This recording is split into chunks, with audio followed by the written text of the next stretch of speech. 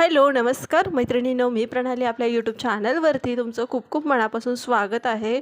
तर सगळ्यात पहिल्यांदा तर आज आपण खूप इम्पॉर्टंट टॉपिकवरती डिस्कस करणार आहोत की तुमच्याकडे सुद्धा असं तुम्हाला एक अनुभव आला आहे की तुमच्याकडे परमनंट कस्टमर नाही आहेत, म्हणजे एकदा ब्लाऊज तुमच्याकडे स्टिच करून गेलं की दुसऱ्यांदा तुमच्याकडे स्टिचिंगला आलंच नाही आहे। तर ह्याचं रिझन काय आहे किंवा हे कशामुळे होत आहे किंवा तुमचं काम चांगलं आहे असं तुम्हाला वाटतं आहे पण कस्टमर येत नाही आहे किंवा काय, तर ह्याचं रिझन असं असू शकतं की त्याला फिटिंग आवडलं नसेल, फिनिशिंग आवडलं नसेल। आपल्या शिवणकामामध्ये खूप जास्त इम्पॉर्टंट भाग काय आहे की आपलं फिटिंग आणि फिनिशिंग दोन गोष्टी इम्पॉर्टंट आहेत। फिनिशिंगमध्ये सुद्धा तुमचं प्लस मायनस झालं किंवा तरी चालेल, पण फिटिंगमध्ये कस्टमरला प्रॉपर लागतं। म्हणजे फॉर एक्झाम्पल शोल्डर कुठेतरी पडतो आहे, शोल्डर जर पडलं तर पूर्ण ब्लाऊजचंच लुकच पूर्ण चेंज होतं। मेन कामावरती कुठल्या कामावरती तुम्हाला फोकस करायचं आहे ते म्हणजे तुमचं शोल्डर पडलं नाही पाहिजे। जर तुमचं शोल्डर जर पडत असेल तर तुमचा ब्लाऊज खूप मोठ्या प्रमाणामध्ये म्हणजे लॉसमध्येच, ते म्हणजे त्या कस्टमरला आवडणारच नाही आहे शोल्डर जर उतरत असेल। शोल्डर उतरत असेल तर एक अजून ऑप्शन असतो की तुम्ही एक नाडी लावून देऊ शकता, पण वयस्कर लेडीज असेल तर त्याला कसं करणार, काय की वयस्कर लेडीजला नाड्या जास्त करून लावत नाही, त्यांना पायपिंग असते आणि प्रॉपर त्यांना लागतं। तर तुम्ही अशी कोणती गोष्ट केली पाहिजे की तुमच्याकडे परमनंट कस्टमर असणं गरजेचं आहे।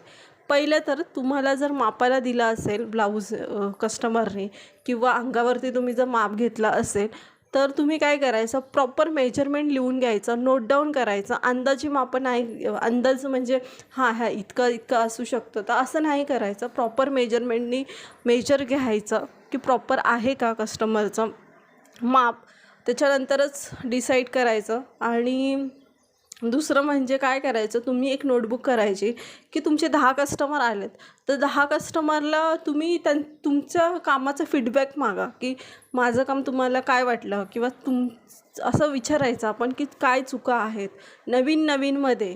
जुन्या जर असेल तर काही काही लेडीज अशाही असतात की मुद्दामून चुका सांगतात, पण आपल्याला 10 पैकी जर 4 किंवा 6 कस्टमरचे आपल्याला एकच फीडबॅक भेटतो आहे की हां माझा शोल्डर उतरतो आहे किंवा मला हा प्रॉब्लेम वाटतो, एकच असेल तर तुम्ही त्या गोष्टीचं एखाद्या नोटबुकवरती नोट डाऊन करायचं, त्याचं सोल्युशन काढायचा प्रयत्न करायचा।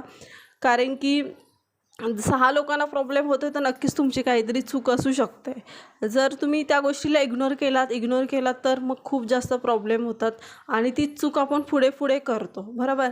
सुरुवातीला तुम्हाला काय करायचं आहे, एरिया वाईज तुम्हाला बघायचे किती चार्जेस आहेत, 250 रुपये आहे का 300 रुपये आहे बेसिक चार्जेस, त्याच्यानुसार तुम्ही तुमची शिलाई डिसाईड करायची। 10-20 रुपये कमी करायचे तर जेणेकरून तुमच्याकडे सुद्धा कस्टमर येतील। कारण की काही असतात ज्या लेडीज जे कमी बघतात, कमीमध्ये जर चांगलं मिळालं की येतात, तर तुम्हाला तसं करायचं की थोडं कमी ठेवायचं पण तुमची क्वालिटी बेस्ट द्यायची, तुमचं 100% द्यायचं।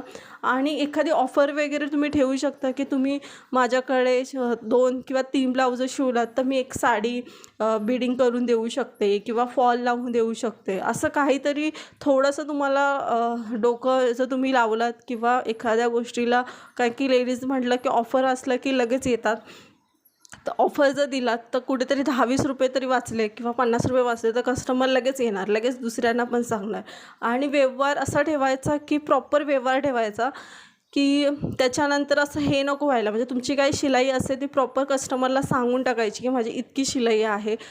तुम्ही जर सांगितली शिलाई माझी इतकी आहे आणि नंतर जर गैरसमज झाले तर तुमचा व्यवहार चुकण्याचा खूप चान्सेस असतो। तर असेच नवनवीन व्हिडिओ पाहण्यासाठी आपल्या चॅनलला नक्की सबस्क्राईब करा।